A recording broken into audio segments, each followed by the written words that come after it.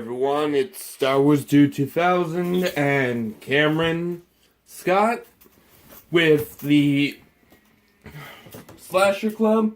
Sorry we couldn't do it like we planned on Tuesday, but Cameron had to move.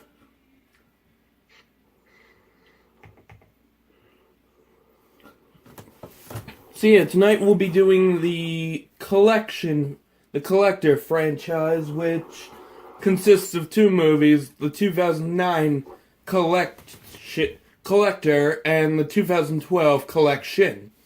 And Cameron will be starting us off with the Collection. Cool. 2009 film. It's not exactly a slasher film. It does revolve around a serial killer, but he sets trap. The main character is played by Josh Stewart. He plays a character named Larry Arkin, who is a construction contractor. I was working on this house for this wealthy family, and they're about to go on vacation. And his wife tells in debt with these loan sharks, and so he makes a deal with the loan sharks that he will break into the and retrieve some valuables. I believe he's looking for a ruby, this uncut ruby, and he breaks into the home. Not as things seem. The house has been booby-trapped, if you will, with these gruesome, deathly traps created by the Collector. And so he has to navigate through the house with these, injuries that Arkin receives just in this film alone. And he lives to the end of the film, too. Cool. He gets multiple cuts and stab wounds. So he gets, he jumps out of a window and goes up against a violent dog. But that's it. It's a good film, but the ending is a bit because the main character Arkin, after everything he goes through to try to take care of his family and take care of this other family, he gets abducted by the Collector. So if it's a singular film, if you want to just judge the Collector as a single film, I would give it maybe a 6 out of 10. I would give it kind of a low rating. But because of the sequel, I think you put the two films together and it makes it a better. So the sequel is the Collection.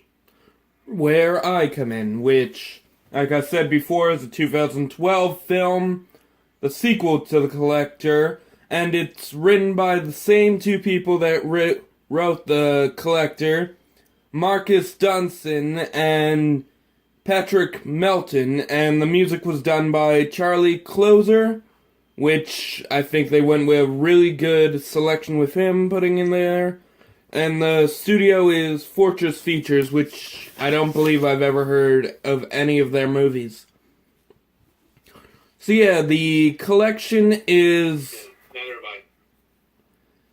The Collection is the follow-up film where we follow right after Arkin disappears. We start out following Elena, our new main character of the films, and her friends going to a party, and shit gets real after a while. Elena's boyfriend cheats on her, and then Elena ends up in another room. She finds the crate from the first film, and we find out Arkin's in it. Arkin saves her from a trap, and hell breaks loose, which brings us to my favorite kill, which I like to call the dance floor trap, which kills at least 50 people, and most of it's just headshots, and the only one that survives it is Elena's boyfriend, who gets his fingers cut off, and then after Elena's captured, we move on to Arkin and these mercenaries who have been paid to get Elena back. We follow them to the Collector's hideout, which is an old, broken down hotel. Which, as Cameron said, this is one of the better of the two films where we finally get to see the face of the Collector, and he finally takes off the kitty gloves. We finally actually get a movie with more flair. The traps were way better than the original movie, where they were just household appliances. This one, I have no words. It's just that amazing, and it's definitely a bigger film. I heard some. Go on. Okay. There's a little bit of feedback. Anyways, I was gonna say it is a bigger film. It's kind of like Aliens, the second film, and Arkin really is kind of like Ripley. He has learned from his encounter with the collection. In the collection, he's a lot more calculated in his approach, from the cuts on his arm, tracking his way back to his headquarters, to always staying behind of the team. He does not volunteer. He's coerced into going first. And anyway, so this is a much smarter protagonist.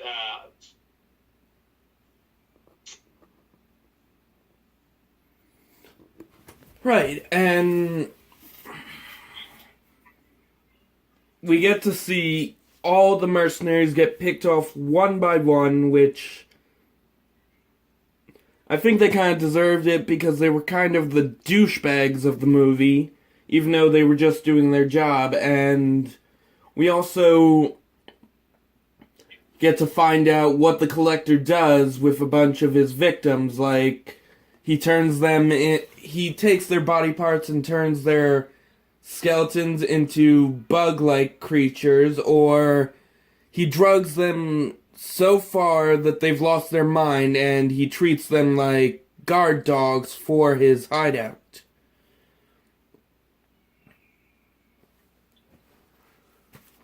Yeah, there's definitely a lot more creativity put into this. First one, there is some, creative kills in the first film, but really, it's a lot more straightforward film. I think the only really clever kill in The Collector was when the eldest daughter grabbed the scissors and then she was just into the wall and then impaled by these spikes on the wall. Other than that, it was a lot more of a kind of the first, more like the Saw films. It's almost like, more kind of grindhouse, grimy, and dark, and like just. And there is gore in The Collection, but it's just, The Collection is a lot more of a fun film in a way. Does that make sense? Or? Yes, and honestly, speaking of Saw, I'd say The Collector is a lot more like a darker, and he basically is the opposite of John. He doesn't give them a choice. He's basically the murderer that we thought John would be in Saw. And as Cameron said in an earlier take, this movie didn't really get much box office as it should have until people started deciding to watch it a few years later. Shout out to those people in Horror Heathens, Horror Movie Freaks, and Killer Flicks, who got so excited as soon as me and Cameron announced we were doing The Collection and The Collector. But I was kind of skeptical. In the last take, I asked you about. Yeah. Oh, and in our last take, you about if you'd wanted to see a third collector film, or if you felt like the second one was a good place to leave the story. And yeah, I want a second film, maybe to see what happens to Arkin, or if the collector gets away, and or if Arkin finally kills him, and like the Saw films, kind of takes over the mantle after all the torture he's been through. And I believe you had your own idea. Yep. You know, about there possibly being more than one collector. I mean, or like there are,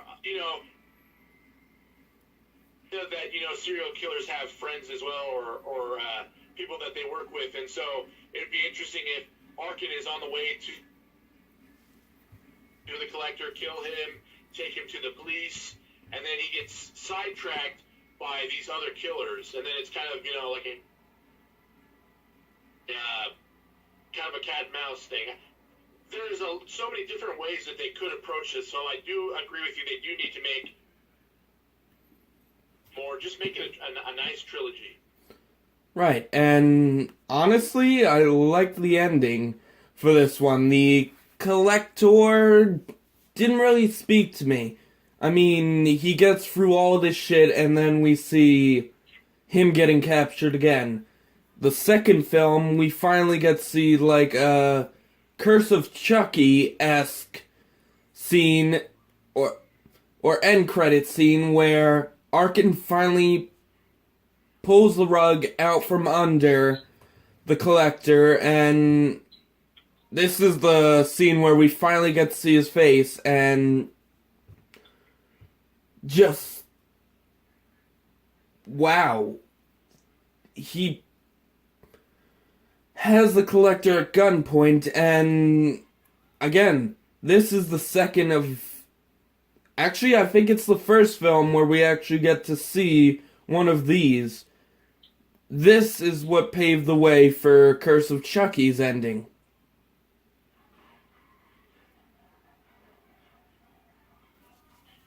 Yeah, that's true. And I would like to see that happen more often in horror films. Free horror film, but it would be nice to see, the killer kind of have a taste of their own medicine. Right, and you know what? I think it's time for me to give you, the ladies and gentlemen and transgenders of this world, the fun facts. As we said, my favorite kill was the dance floor trap, which consists of 50 people killed and 3 fingers.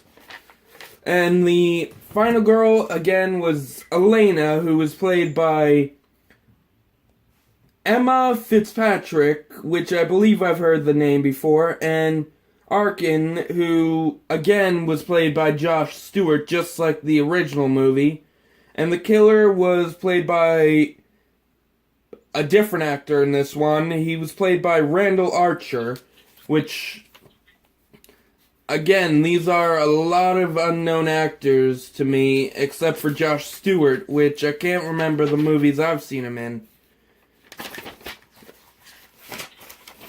But yeah, let me get to the... Josh Stewart was a sniper in Dark Knight Rises. Up there. Oh, that's where I remember him from. So yeah...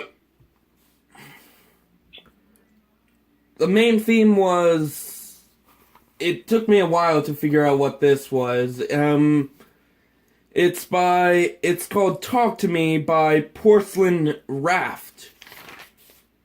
Which... Bravo! It basically brought in a new light to this movie. It gave it that mysterious side to the whole script. And I feel bad for all those people that are missing out on this movie. It's just such a great movie.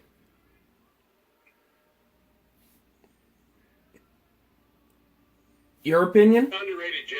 It definitely is.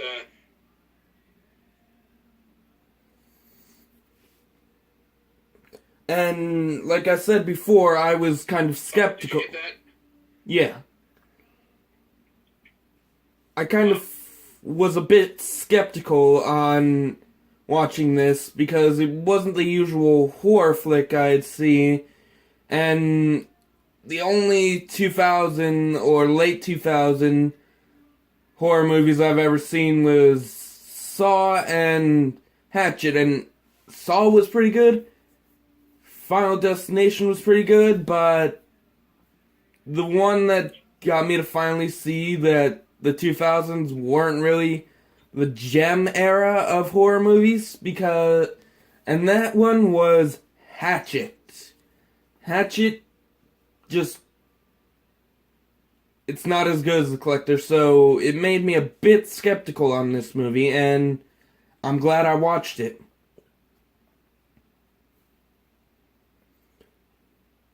Absolutely, yeah.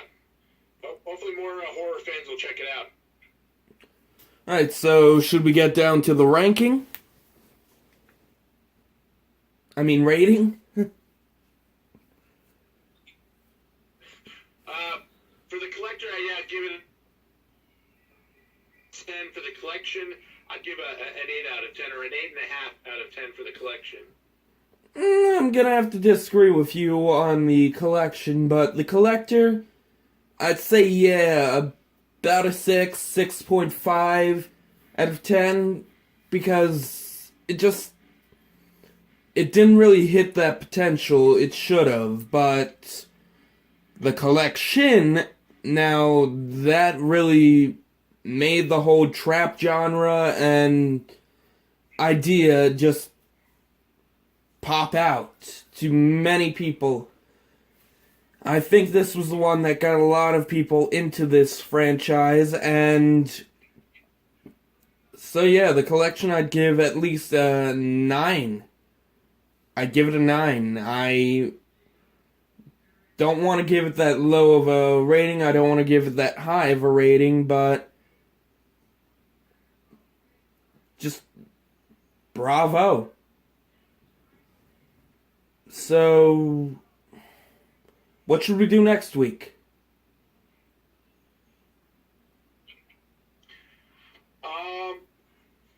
Should we stay films or go into the past? What do you think? I think we should go into the past because I finally got what I needed for those films. I finally got the masks I've been waiting to buy. So next week, I've got most of the most famous horror movie character masks. Billy, Leatherface, Freddy, Jason,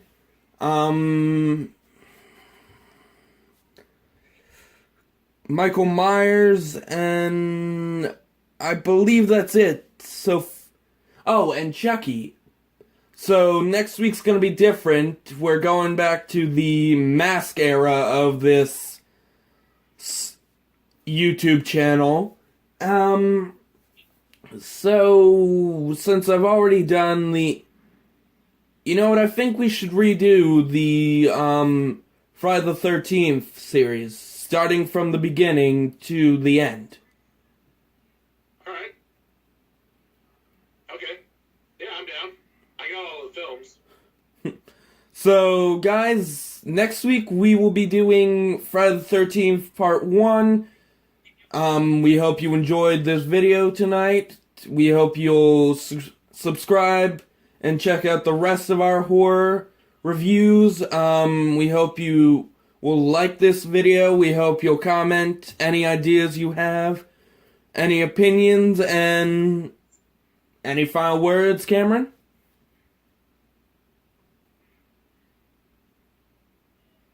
Don't end up in the collector's collection. Amen. So, yeah, this has been the Slasher Club with Cameron and Star Wars Dude 2000. We will be back to normal time, hopefully, next week. And Bye.